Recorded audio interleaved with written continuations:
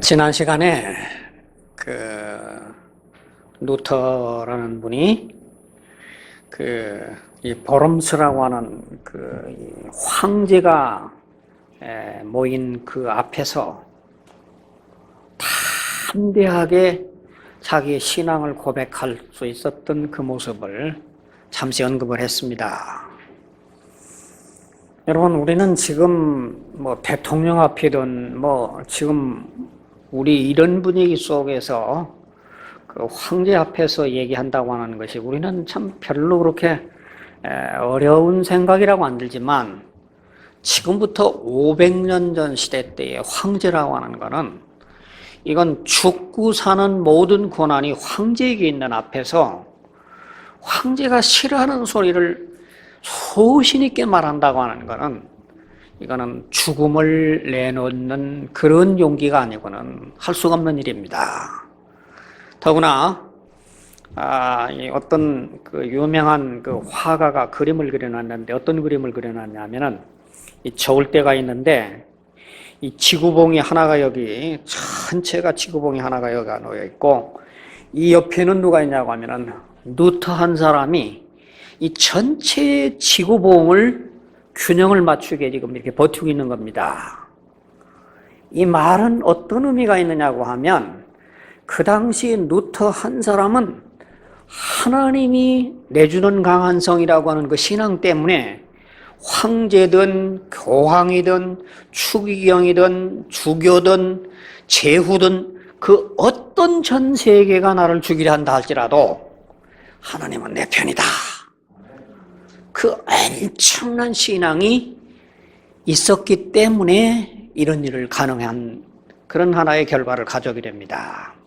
그렇기 때문에 이런 루터라고 하는 사람은 인류 역사 가운데에서 그저 1000년에 한 번이나 나올까 말까 한 그런 참 위대한 사람이고, 하나님께서 그런 사람을 쓰실 때에 그 전체 국제적인 정세나 어떤 그 하나의 전 국제적인 하나의 흐름이나 종교나 정치나 모든 면이 있어서 하나님이 가장 합당한 때에 그 루터를 탄생하게 해서 그 일을 이룩하시는 하나님, 저는 그 하나님께서 그 엄청난 사업을 하시게 하셨던 그 배후의 전후 좌우의 모습을 바라보면 하나님은 1.1억도 오차가 없이 차근차근 이런 일이 있어서 막힐 것 같으면 또 이렇게 풀어주시고, 저런 일이 있어서 막힐 것 같으면 또 이렇게 풀어주시는 그 오묘한 섭리를 발견하기 때문에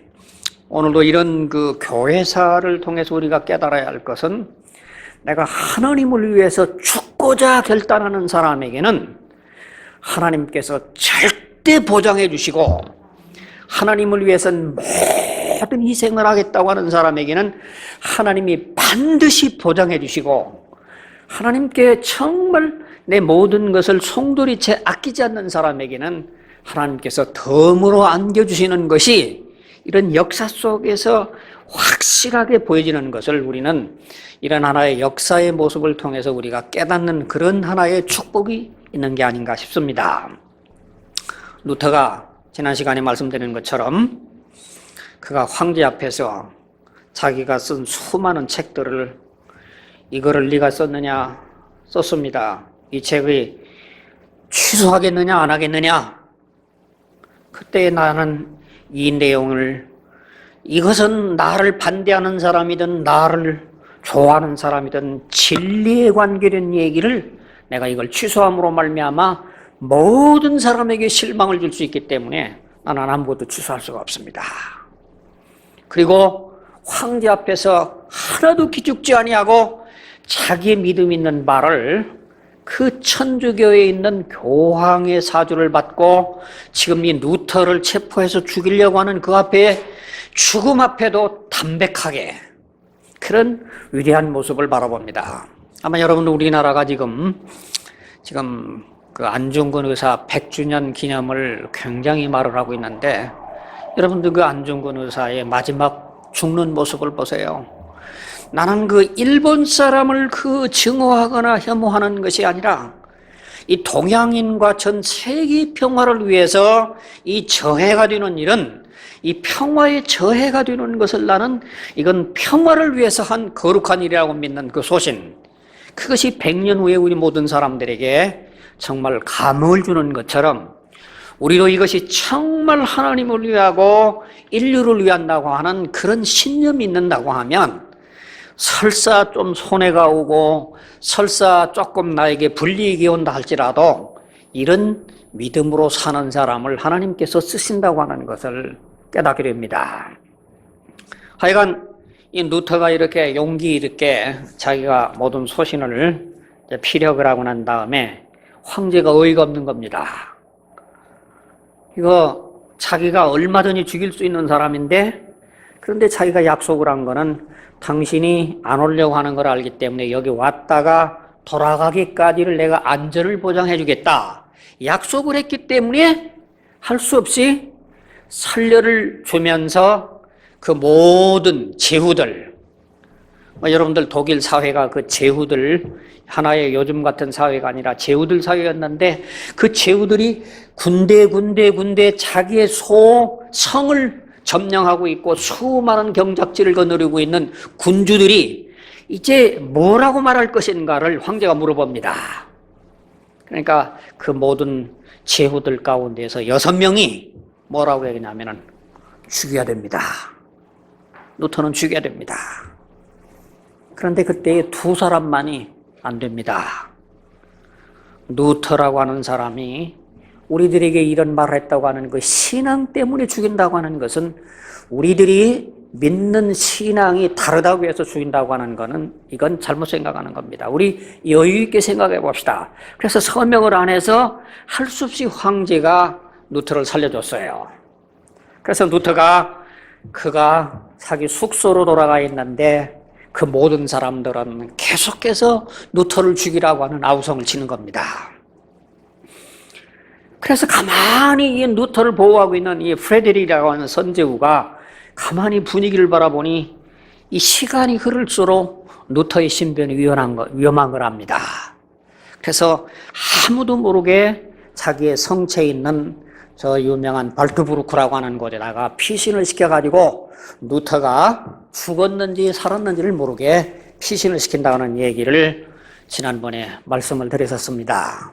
오늘 그 말씀을 이어서 루터가 이 발트부르크에 가서 10달을 이제는 완전히 자기 신분을 숨겨가지고 가서 그리고는 이제 숨겨 지낼 때에 이 비텐베르크라고 하는 도시에는 어떤 현상이 생기냐고 하면 루터는 이미 죽은 사람인데 이 종교 개혁을 한번 우리가 일으킨 거를 이 상태까지 머무를 수가 없다.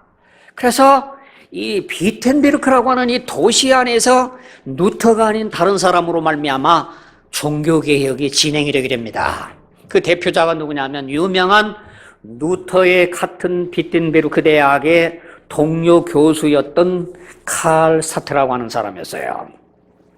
이 사람은 옛날에 루터가 박사 학위를 받을 때에 논문을 도와줬던 그런 하나의 자기의 논문 지도 교수였던 사람입니다. 그런데 나중에는 동료 교수가 됐던 사람이었는데 이 사람은 이제 루터가 끝나고 난 다음에 아무렇게 이제 종교개혁이 진척이 되지 아니하니까 이분은 자기 나름대로의 종교개혁을 진척을 시켜야 되겠다고 하는 사명감을 느끼고 종교개혁을 단행을 하기 시작합니다. 루터가 성체에서 숨어있고 감춰져 있는 사이에 루터의 대리인 칼 스타트라는 사람이 루터보다도 엄청난 과격한 개혁을 가지고 났습니다. 이 칼 스타트는 이렇게 개혁을 학교에서 외칠 때에 또 하나 루터의 동료 수도사였던 쯔빌링이라고 하는 사람은 대중을 통해 가지고 가서 또 도시를 개혁을 일으킵니다. 그래서 이런 하나의 이 개혁이 루터가 없어도 독일 국민들에게 한번 점화되니 이 개혁운동이라고 하는 것이 점점 불을 일어나게 되는데 참 놀라운 사실입니다. 하나님께서 어떻게 루터 한 사람으로 점화된 그 불꽃이 이게 대학과 도시와 군중들이라고 하는 점화가 돼가는데 이걸 어떻게 비유를 해야 되는지 모르겠어요. 한 2년 전에 우리나라 이 광우병 사건으로 말미암아 서울시청 앞에서, 저는 그때 미국에 있었을 때입니다만, 엄청난 이 촛불 시위가 일어난 것이 그 텔레비에 보기만 하면은 이거 도대체 이해가 안 될 정도로 수만 명이 그 추위에 무릅쓰고 거기 가서 촛불 시위하는 모습을 바라보는 그 모습이 아마도 이런 모습과도 유사한 모습이 아니었을까 상상을 해봅니다. 이게 도시가 전체가 완전히 개혁으로 모든 사람들이 흥분을 날뛰고 있습니다. 이런데 더 부채질하는 것은 뭐냐고 하면, 한때 루터에게 그렇게 혁혁한 학문적인 대항을 했던 잉골슈타트 대학에 있는 닥터 액이라고 하는 사람한테 그 밑에서 가장 사랑하는 이 수제자라고 하는 이 닥터 액에 가장 아끼는 닥터 그 자기 제자가 스승의 가르침을 배신을 하고, 내가 지금 이 루터의 모든 학문적인 책을 보거나 그 루터의 모든 걸 바라볼 때 이 루터야말로 가장 복음적이고 내가 지금까지 존경하고 따랐던 이 닥터 액의 가르침에서 내가 배신자의 소리를 듣는다 할지라도 나는 이 길을 떠나야 되겠다. 또 다른 사람은 뭐라고 그러냐면, 닥터 액, 당신 나와서 나하고 공개 토론을 해보자. 당신이 믿는 것하고 나하고 믿는 것하고 길고 짧은 거 한번 재보자. 이러면서 이제 모든 감히 이 닥터 액이라고 하는 사람에게 누구 하나 도전하지 못하던 그런 분위기였는데, 그 개혁의 불길이 이제 용감한 시민들, 용감한 학자들이 많이 나타나는 겁니다. 그러니까 또 어떤 현상이 생기냐고 하면, 대중의 모든 문필가들이 용기가 생기는 거예요. 그래서 문필가들이 엄청나게 많은 책들을 막 쏟아내기를 시작을 하는데, 그 당시 하나의 출판물이라고 하는 것이 1년에 발행하는 것이 한 53종 내지 60종 미만의 책이 발행이 됐다고 합니다. 그런데 이 루터가 불을 지피고 난 다음에 한 해 동안 가운데서 500종, 600종자의 수많은 것이 개혁에 관계된 거, 자기 불만에 관계된 거, 자기 소신에 관계된 것이 마구 팔려나가고 마구 출판이 되는 겁니다. 걷잡을 수 없는 하나의 출판물이 생깁니다. 그 당시 유명한 예술가들이 하나의 참 만화를 그려가지고 가서 그거를 하나의 풍자를 했던 그 만화가 인상적이기 때문에 제가 한번 여기다가 이렇게 옮겨봤습니다. 이 만화책에는 뭐라고 얘기를 했느냐면, 고난받는 그리스도와 적그리스도, 이런 만화책 제목이 고난받는 그리스도와 적그리스도라고 하는 만화책인데, 이 만화책 내용은 이렇게 써놨어요. 예수님은 제자들의 발을 씻기시는데 교황은 발가락을 내밀면서 입맞추라고 한다. 예수께서는 상처난 자와 병든 자를 치유하시는데 교황은 마상시합을 주재한다. 말 타고 가는 마상시합을. 예수께서는 돈 바꾸는 자들을 성전에서 내쫓으시는데 교황과 그 시종들은 면죄부 판매로 교회를 시장터로 전락을 시킨다. 그리고 교황이 어디 앉았냐고 하면은 누런 황금빛이 들어있는 돈꾀짝 안에서 입이 쫙 벌어지고 있는 모습을 만화가들이 그려가지고 가서 이게 막 돌아다니는 겁니다. 여러분, 만화라고 하는 것이 그 정말 시각적인 것과 내용을 보는 사람들에게는 얼마나 참 우리들에게 잊혀지지 않는 것, 그렇지 않습니까? 우리가 설교를 할 때에 이 목사님 말씀만 듣는 것만이 아니라 어떤 이 파워포인트에 있는 뒤에 있는 글자를 보고 들을 때 훨씬 더 우리들이 설교 효과가 있는 것과 마찬가지로 이 만화라고 하는 건 그림과 함께 내용을 보여주니까 사람들이 이걸 잊어버리지 않는 겁니다. 그래서 수많은 사람들이 루터 없는 가운데서 이 도시가 빗댄 바르크라고 하는 큰 도시가 술렁거리고, 이 루터는 없지만 이 개혁이 계속 진행이 돼 갑니다. 그런데 이제 이 칼사트의 이 개혁이라고 하는 것이 참 굉장히 문제를 가져오기를 시작을 하는데, 저는 왜 이 똑같은 신학대학의 교수였던 사람에게 루터도 신학교 교수였고 칼스타트도 교수였는데 왜 문제점이 생기는가라고 하는 것을 저는 하나의 목사였고 신학에서 가르쳤던 사람이기 때문에 유심히 한번 살펴봤습니다. 근데 여러분들 목사라고 해도 다 똑같은 목사가 아니지 않습니까? 그럼 여러분들 오해하시지 마세요.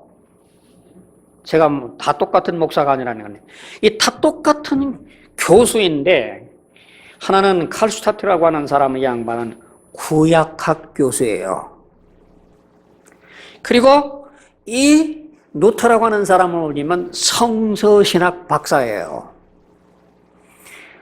똑같은 하나의 박사 학위를 가지고 있는 교수였지만 구약 성경을 가리키는 이 칼슈타트라고 하는 사람은 구약을 알기 때문에 구약을 가지고서 개혁의 당위성을 설명하려고 보니까 여러분 구약 성경 가지고 가서 이것은 우리 예수 믿는 사람이 과거에 완성된 하나의 우리들이 예수 그리스도로 말미암아 속죄를 완성하게 해주었던 하나의 과거의 경전으로 우리는 참고할지언정 오늘 우리들의 삶 속에 있는 생활 윤리가 구약에 나온다고 하는 건 너무도 위험한 요소들이 많이 있는 겁니다. 아마 여러분들이 잘 아시는 바와 같이 우리가 잘 아는 이상구 박사가 얘기하고 있는 건강 그 무슨 세미나가 있지 않습니까? 그래서 그 사람들은 뭘 얘기하냐고 하면 구약에 있는 것처럼 뭐 어떤 음식은 먹지 말아라 뭐는 어떻게 해서 건강을 치료하는 방법으로 얼마나 많은 사람이 뉴스타트 운동인가 뭐요? 예. 그 얘기가 일리는 있을 수 있습니다. 왜냐하면 사람의 이 체질이라고 하는 것은 먹는 대로 모든 반응을 하기 때문에 어떤 음식을 절제하고 어떤 음식만 골라 먹으면은 저절로 우리가 고침을 받을 수 있는 것이 오늘 현대의학이 다 증명하고 있기 때문에 그 말이 부정적인 얘기는 아닙니다.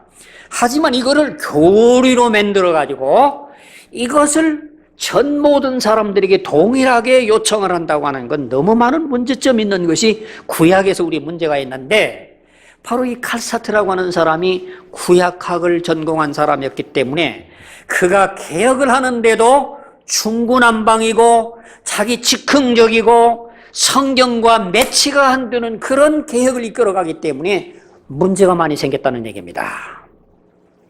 거기 반해서 루터라고 하는 분은 구약의 시편 강해도 했던 사람이고 신약의 갈라디아서 강해를 한 사람이고 로마서도 강해한 사람이고 이 성경 박사기 까닭에 이 어느 거 한 가지에 치우치지 하냐고 모든 성경에 있는 관점을 꿰뚫고 있기 까닭에 그에게는 조금 더 어떤 이탈하지 못하는 그런 하나의 장점이 있는 모습을 보게 됩니다.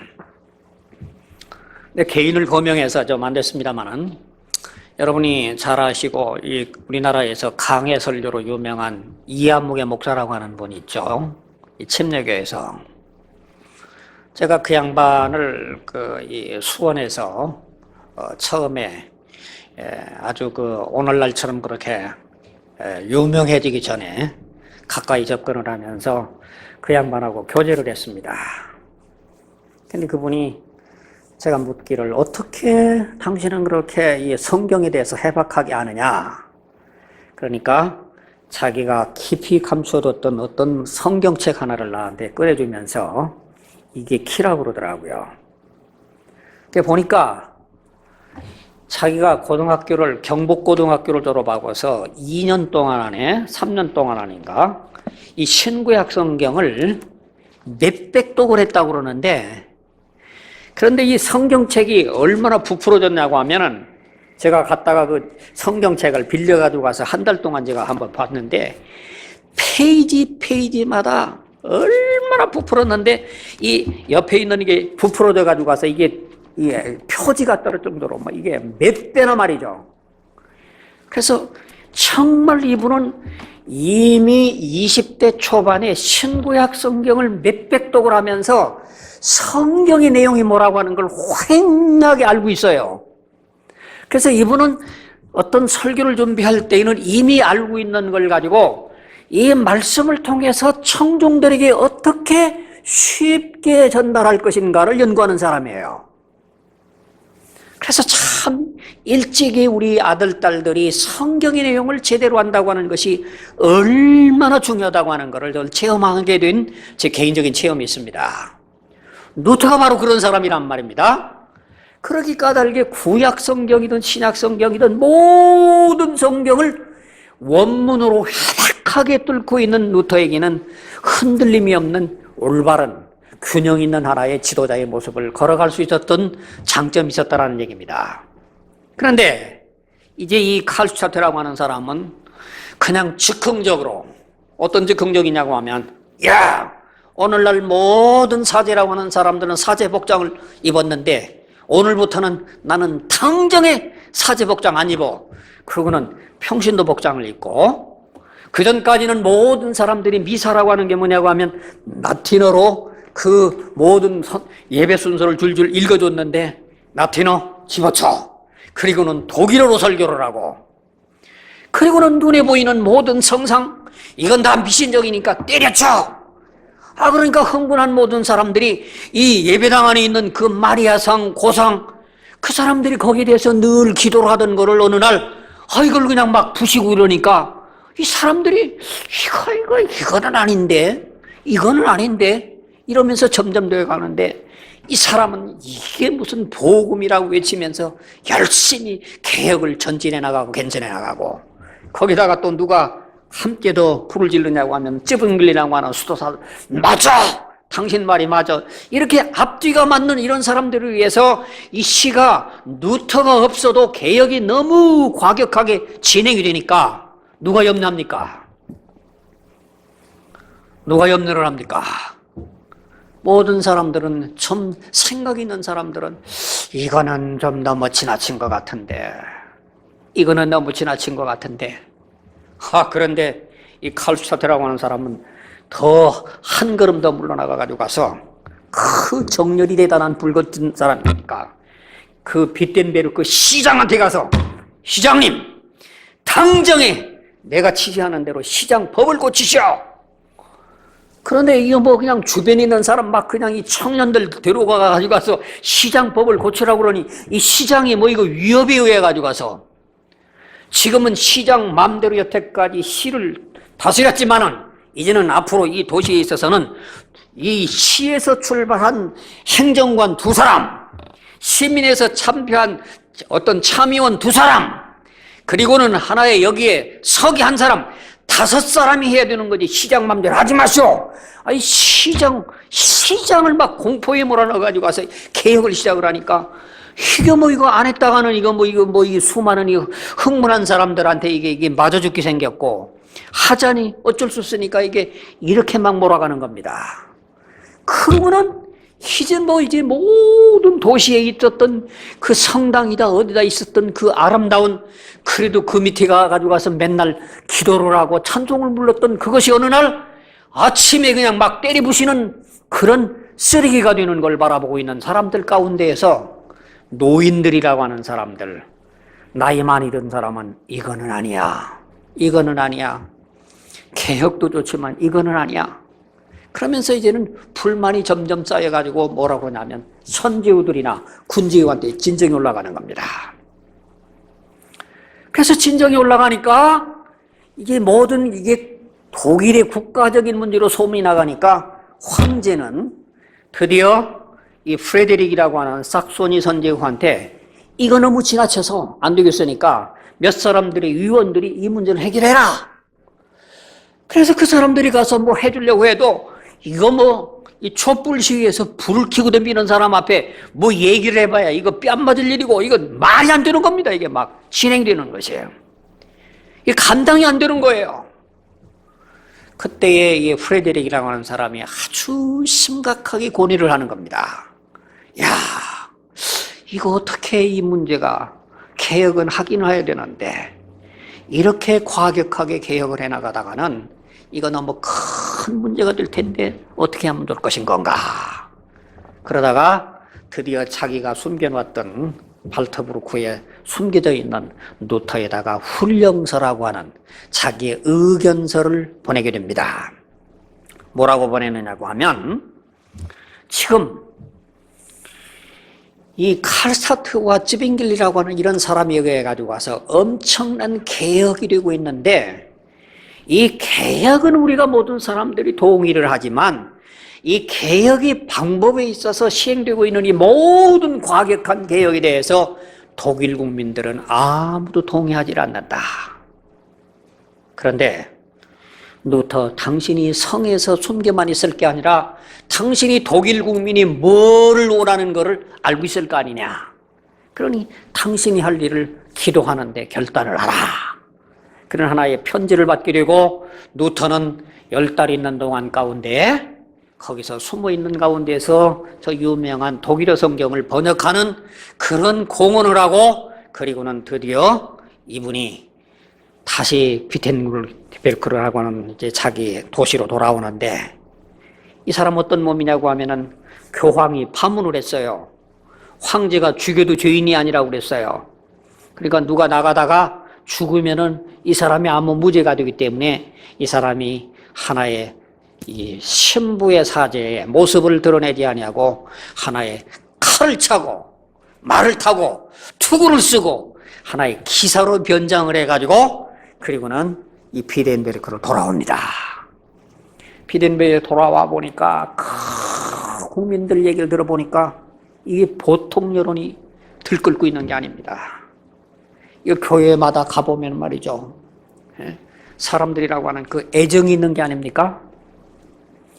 정말 참 오늘 우리는 이런 참 많은 걸 배워야 되겠는데, 제가 어느 교회를 갈 때마다 그 어떤 신학자의 얘기를 들어보면은 참 너무나도 잊혀지지 않는 얘기가 있는데, 이 전임자가 교회를 세우고 교회를 사랑하고서 남겼으면은 후임자로 갖걸라면 절대로 전임자의 책상도 마음대로 움직이지 마라.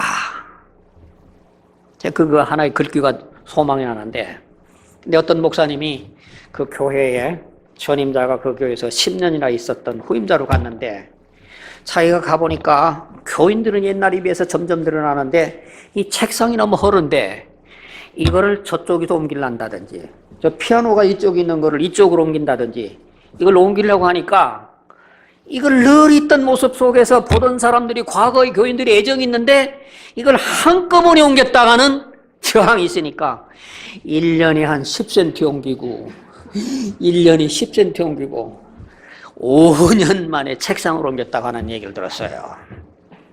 이 사람이라고 하는 건 웬일인지 옛날에 있는 거를, 그걸 버린다고 하는 거를 웬일인지 거부하는 본능이 있는 거 아닙니까? 그런데 그 몇십 년 동안 성당에 붙어 있었던 그 아름다운 그 십자가 고상이 어느 날 처참하게 막 지푸라기로 떨어져 버리고, 그리고는 그 사제라고 그런다고 하는 복장만 바라봐도 우리는 그 거룩한 신비감을 느꼈던 이 사제가 어느 날 그냥 노타일 입고서는 그냥 양복도 안 입고 이러고서 나타나니 도대체 이게 사람들 눈이 휘둥그레지게 했습니다. 이때 루터는 돌아오자마자 일주일 동안에 설교를 8번을 했다고 그럽니다. 자기가 돌아와가지고 가서 일주일을 설교를 하면서 차근차근하게 아주 안정 있는 설교로 모든 사람들, 이제 그 들끓고 있는 모든 그 시민들의 모든 열광을 진정을 시키게 됩니다. 여기서 이 루터의 입장은 분명하게, 나도 칼스타트 교수와 같은 동료 교수이기 때문에 개혁을 한다고 하는 원칙에는 동의한다. 하지만 방법에 있어서는 칼스타트 교수와 나하고 견해가 다르다. 그러면서 차근차근 그런 얘기를 하는데, 정말 구약 성서에 있는 모든 말씀을 가지고는 크리스찬의 생활의 원리를 찾기는 매우 어려운 것이 구약책이다. 구약이라고 하는 것은 오늘 우리들이 예수 그리스도를 통하여 속죄 사업을 완성했다고 하는 것을 우리를 받아들일 수 있는 하나의 경전으로 우리는 받아들일 수 있지만, 우리의 삶 속에서 이루어지는 원리를 구약책에서 한다고 하는 건 위험하다. 이러면서 첨첨저첨 자기의 진실을 털어놓게 얘기를 하면서, 정말 이 복음이라고 하는 게 핵심이 뭐냐, 이걸 강조를 해요. 정말 복음의 핵심이라고 하는 것이 그거 십자가 고상을 뜯어내는 거냐? 아니면은 무슨 뭐 복장을 다르게 입는 거냐? 아니면은 미사 때 무슨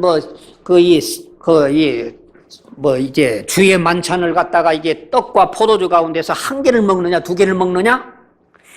이런 그 형식적인 거는 전혀 그 복음의 핵심이 아니다. 복음의 핵심이라고 하는 건, 내가 믿는 것은 성도의 마음이 변화됐다고 하는 게 문제다. 정말 예수님이 우리에게 가장 강조하고 있는 것은 어떤 복장 문제, 치장 문제, 그거는 2차적인 문제고, 정말 그 사람의 마음속에 그리스도의 영이 들어있느냐 없느냐, 이게 중요한 거지. 그것 가지고서 우리가 왈가왈부해가지고 이게 개혁이라고 말한다고 하는 것은, 이건 우리가 근본적인 우리가 오해를 하고 있는 거다. 그러면서 이 복음의 진리를 얘기를 합니다. 그러면 뭔 얘기를 하냐고 하면, 저 유명한 이제 루터가 얘기를 하는 가운데, 바울 사도가 사도행전에 보면은 그가 아테네라고 하는 도시를 갔어요. 도시를 갔을 때 먼저 아레오파고 강단에 가서 설교를 하기 전에 도시를 돌아봅니다. 도시를 돌아보니까 얼마나 많은 우상단지가 있든지, 그저 무슨 주피터, 비너스, 그냥 별별 신의 이름이 있다 못 이러니까 나중에는 알지 못하는 신에게 이름을 못 짓지만 무언가 있을 수 있는 신이 있다고 그 우상단지를 바라보고, 그때 아테네 아레오파고 강단에서 설교했던 바울의 모습이 뭐냐? 바울이, 여러분 아저씨입니요? 내가 이 아테네를 바라보니까 우상 덩어리가 많은데 여러분이 이 설교 듣고 당장에 우상 때려치워 버리십시오. 그렇게 설교했냐? 아니다. 이 바울은 설교하기를, 여러분 속에 정말 예수 그리스도가 먼저 들어가야 합니다.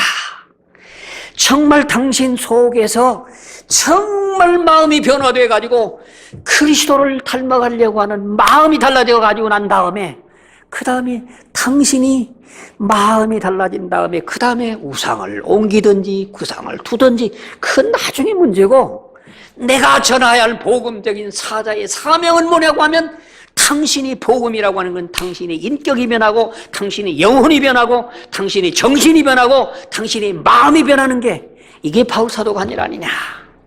오늘 우리는 이런 칼스타트를 한다든지 다른 사람이 뭐라고 얘기해서 뭐역을 부셔야 되고 뭐를 붙여야 되고, 그게 중요한 게 아니다.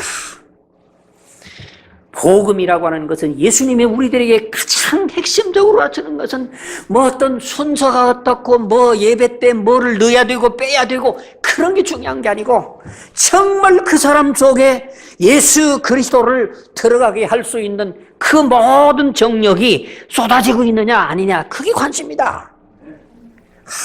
루터는 이런 식으로 설교를 하게 되니까 어떻게 되겠습니까? 사람들이 맞아. 그래서 일주일 동안 안에 8번 설교를 하는데, 그 들끓던 촛불 시위가 확 줄어져 버리고 조용해지면서 말씀으로 사모해지는 이 분위기가 바꿔지기를 시작을 합니다. 그래서 이분에게는 정말 이제 새로운 하나의 이제 말씀 중심으로 하나의 이제 돌아가게 되는데, 이때 칼스타트라고 하는 사람이 자기 동료였지만 루터가 하는 걸 바라보니까 못마땅하지 않습니까? 그 뭔가 개혁이라고 한다면 옛날부터도 눈에 보이는 개혁이 있어야 되는 거지, 말씀만으로 큰 미온적이다, 큰 너무 온건주의다, 그러고서는 루터하고 싸우고 난 다음에 학교를 떠나가지고 이제 칼슈타트라고 하는 사람들은 떠나고 맙니다. 또 쯔빙글리라고 하는 사람은 루터의 설교를 8번이나 다 듣고 난 다음에, 맞다, 당신 말이 맞다, 내가 잘못했다, 그러고는 정직하게 자기가 잘못한 것은 회개를 하고 루터의 밑에 와서 내가 당신 말을 따르겠다, 그러면서 이제 온건해져 가면서 이제는 루터가 다시 하나의 주도권을 잡고서 개혁을 해나가게 되는 그런 하나의 모습이 이루어지게 됩니다. 근데 얘기는 이렇게 좋은 일만 있으면 얼마나 좋겠습니까만은, 항상 좋은 일에는 또 안 좋은 일이 생기는데, 루터가 독일의 모든 귀족들에게 향해서 양심의 자유를, 모든 사람들이라고 하는 것은 사제나 신부라고 하는 것은 만인사제이라고 막 이런 사상을 얘기를 하니까, 이런 사상을 어떤 식으로 받아들이냐고 하면은 불리한 농민들이란다든지 억압받는 모든 사람들이 이거를 써먹어가면서 이상한 데서 이상한 문제가 터지기 시작을 하는데, 그게 두 가지 사건이 터지는 게 뭐냐고 하면, 하나는 기사반란이고 하나는 농민전쟁이라고 하는 전혀 예상하지 않는 사건이 나옵니다. 기사라고 하는 건 뭐냐고 하면, 여러분 잘 아시는 바와 같이 전쟁터에서는 이 칼 잘 쓰고 활 잘 쏘고 그리고는 잘 싸우는 기사들이 전쟁 끝나면은 못 써먹죠. 그러니까 이 못 써먹는 사람들이 자기가 알아가지고 가서 농사를 짓든지 어느 영주 밑에 가서 무슨 관리가 되든지 자기가 눈치껏 알아가지고 가서 자기 인생을 살아가야 되는데, 그런 처신을 못하는 사람들 어떻게 하냐고 하면은 산적이 되는 거예요. 그래서 힘을 모아가지고 어떤 부자 좀 털자, 그래가지고 가서 군주한다든지 이런 모든 사람들을 털어먹는 것이 옛날에 있었던 얘기 아닙니까? 여러분들 유명한 그런 예화가 많이 있지 않습니까? 임마누엘 칸트라고 하는 칸트의 할아버지가 어느 날은 말을 타고서 가는데 산적들이 앞을 가로막았어요. 독일에 있는 실제 얘기입니다. 독일이, 그래서 이제는 이 칸트의 할아버지가 자기 앞을 가로막는 도적들한테 있는 데를 다 내놔! 그러니까 한번 도적들이 다 알겠습니다. 그저 다 있는 대로 다 내놓고서 이것뿐이야! 예. 보시다시피 다 이거 내가 다 털어놨습니다. 그럼 가! 그래서 한참 가다가 주머니를 보니까 여기가 떨렁떨렁 하더라는 거예요. 동전이. 있는 대로 다 내놓으라고 그랬는데 이게 동전이 있네? 이거 내가 가져가면 안 되지? 그러고는 그 동전을 들어갖고 가서 도둑양반, 당신들이 다 내놓으라고 그랬는데 내가 가다가 보니까 또 동전이 남아있어 들어갖고 왔습니다. 그리고 동전 내놓으라는 거예요. 그 도둑 대장이 가만히 보더니, 야, 내가 도둑놈 대장을 하지만 나도 양심 있는데 세상에 내가 저런 사람 좀, 야 인마, 그거 아까 뺏은 거 다 줘. 그래서 다 되찾아왔다는 얘기가 있지 않습니까?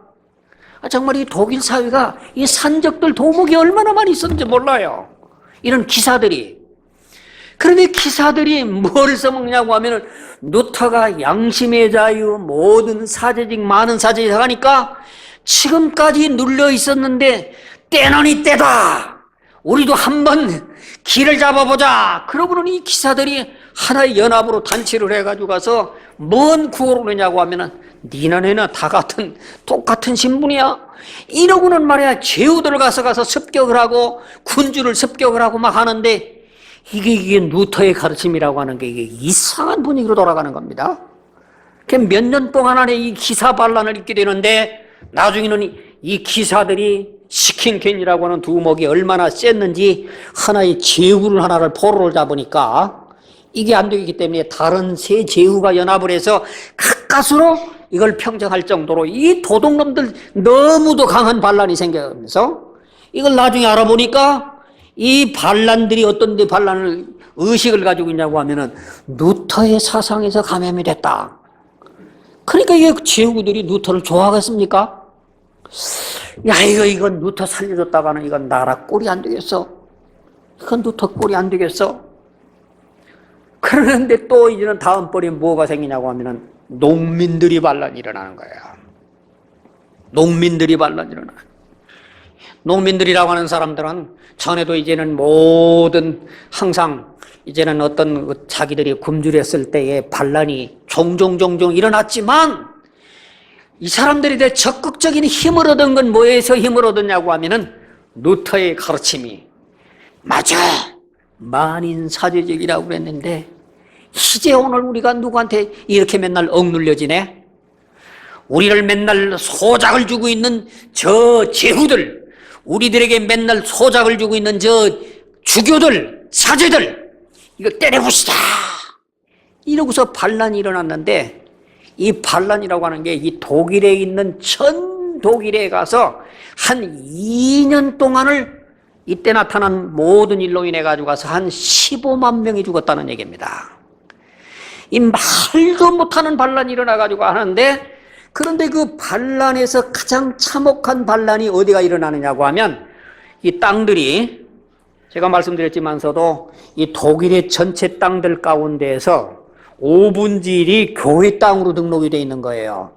교회 땅을 가지고 있는 사람들이 이 사제란다든지 이런 모든 사람들이 자기 이름으로 등기가 나고 있는 다음에 이 땅들을 소작인에게 주는 겁니다. 그럼 소작인들이 농사를 지어가지고 사륙제로 10가마를 넣는다고 하면 이제는 자기네들이 6가마를 먹고 그리고는 주인한테 4가마를 주는데 어떤 때는 흉작이 들지 않습니까? 그래가지고서 사륙제를 그대로 줬다가는 자기들 가족들이 굶주려 가지고 와서 먹을 수 없게 생겼기 때문에 사제들한테 가서 사정을 하는 겁니다. 주교님, 금년에는 너무 흉작이 들어가지고 가서 이 사륙제를 제대로 다 줬다가는 우리 가족들 다 굶게 생겼습니다. 그러니까 금년에 받는 걸랑은 좀 내년에 함께 받으시고 금년일랑은 좀 덜 받았으면 좋겠습니다. 그럼 사제들이 뭐라고 하는 줄 알아요? 무슨 소리를 하는 거야? 오늘 금년에 우리 교회에서 교육관 건축하려고 계획을 세워놨는데 돈이 모자라면 안 돼! 이러고 교회 핑계하고서 제일 사람들 마음을 이해하지 못해주는 게 전부가 주교고 사제들이었는데, 농민들이 뭐라고 이러느냐면 만인이 평등하다고 그래? 사제? 너 좀 맛 좀 봐라! 이러고 막 들고 일어나가지고 가서 이 봉기가 일어나는 겁니다. 그러니까 막 사제도 죽이고 성당도 불지르고 이게 걷잡을 수 없는 농민이 일어나는 겁니다. 가만히 바라보고 있으니까, 누터가 바라보니까 이거 보통 문제가 아니에요. 자기는 하나의 영적인 의미로서 많은 사제직을 가르쳐줬지만 이걸 써먹는 사람은 어떤 육적인 의미로 사용을 해가지고 이 자기 복음이라고 하는 게 잘못되어지는 가운데에서 엄청나게 잘못되는데, 이때 또 어떤 사람이, 유명한 사람은 토마스 문처라고 하는 사람이 나옵니다. 여러분들 혹시 기억하실는지 모르겠습니다만은 독일이라는 사회에서는 침례교라고 하면 정말 인기 없는 종파예요. 왜 그러냐? 이 토마스 문처라고 하는 사람이 침례교 교도라고 했는데, 이 사람이 뭐냐고 하면은 루터의 신학 가운데에서 하나의 침례를 베풀면서 뭐라고 얘기하느냐고 하면은 모든 농민들에게 일어나 봉기해서 한 번 핏빛을 한 번 발휘했으면 그 핏빛이 다시는 사라지지 않도록 계속해서 피를 살려라! 막 이러고 외치면서 설교를 하니까 군중들이 더 일어나가지고 큰 데모가 일어납니다. 이때 루터는 농민들에게, 이 루터는 자기 증조 할아버지도 농부였고 할아버지도 농부였고 아버지도 농부였고 자기도 농부였기 까닭에 농민이라고 하는 사람들에 대해서 무조건적인 애호를 가지고 있었던 사람이에요. 그렇기 때문에 농민들은 불쌍한 생각이 들어서 이 사람들 편에 서 가지고 가서 항상 뭐라고 편견했느냐고 하면, 이 사람이 이 농민들에게 항상 우호적인 생각을 가지고서 이 군주들이나 모든 사람들을, 당신들은 정말로 제후들이라고 하는 사람들은 이 농민들에게 좀 편리 좀 도와주십시오. 이 농민들을 위해서 좀 당신들이 희생을 하십시오. 그랬는데 나중에 바라보니까 이 농민들이 수많은 사람을 죽이는데 보니까 이게 눈이 뒤집어지는 겁니다. 아까도 얘기했지만서도 수십만 명이 막 죽어가는 이 마당 가운데에서 이 루터의 생각이 완전히 뒤집어져 가지고 그의 처음에 농민을 대하던 처음의 사상하고 이거를 진행하는 모습 가운데 있는 이 과정 가운데서 이 루터의 생각이 완전히 달라집니다. 그래서 루터의 인생 가운데서 가장 치욕적인 단점이 뭐냐고 하면, 그가 농민전쟁을 처음에 대했던 농민에 대했던 태도하고 달리 나중에 마지막에는 모든 군주들을 향해 가지고 뭐라고 얘기하느냐면은, 군주들이여, 제후들이여, 일어나서 당신들 총칼을 가지고서 저 무지막지한 농민들을 무조건 다스리라고, 그냥 막 도륙을 하라고. 그래서 이 루터라고 하는 사람은 자기가 칼스타트라고 하는 동료가 그렇게 과격하게 개혁을 할 때에는 하나님 앞에서는 절대 무력을 쓰면 안 된다고 그렇게 외쳤던 그가 농민전쟁을 하는 모습을 바라보고 처음에는 이렇게 했다가 나중에는 생각이 달라져 가지고 가서 엄청나게 이 사상이 전환이 되는 모습을 보게 됩니다. 루터의 생애를 연구해 보면 가장 치욕적인 단점이 농민전쟁에 대한 태도가 나옵니다. 그러고 난 다음에 자기가 너무 비난을 받으니까 모든 사람들한테 그렇게 얘기를 하는 겁니다. 여러분들, 군주들, 내가 이 지나치게 너무 표현을 강하게 했던 걸 용서하시고 저 농민들에게 한번 자비를 베풀어 주십시오. 그러니까 뭐라고 하냐면은, 야 루터, 너야말로 예수님이 나하고 아무 상관이 없다고 손을 씻던 너 빌라도 같은 놈 아니야? 예수님 그 마찬가지로 모든 그 이 빌라도에게 내놓고는 자기가 상관이 없다고 하니 네가 한동안에는 그 모든 사람들을 갖다 군주들에게 폭동을 진압하라고 죽이라고 하던 그런 사람이 이제 와서는 뭐 용서해 주라고? 그래서 이 루터의 일생 가운데서 농민전쟁의 참혹의 비극으로 말미암아 그 전에 순수했던 그런 종교개혁의 마음이 바뀌어집니다. 그래서 이 루터의 하나의 사상이 하나의 터닝포인트가 생기기 시작하는데 그전까지는 복음적인 교회를 주장하던 그가 현실적인 모습을 바라보고 아니겠다. 교회라고 하는 것은 세속적인 감독기관이 병행하지 아니하면 진정한 개혁이라고 하는 건 어렵겠구나. 이래 생각해서 루터가 하나의 독일의 국교로 만들어지는 하나의 그런 현상이 되게 됩니다. 우리는 이런 과정을 이해하면서 정말 이 땅에서 사람이 하는 일이라고 하는 건 어느 것도 완전한 것이 없다고 하는 모습을 보게 됩니다. 오늘 여기까지 말씀하시고 쉬었다가 다음에 하겠습니다.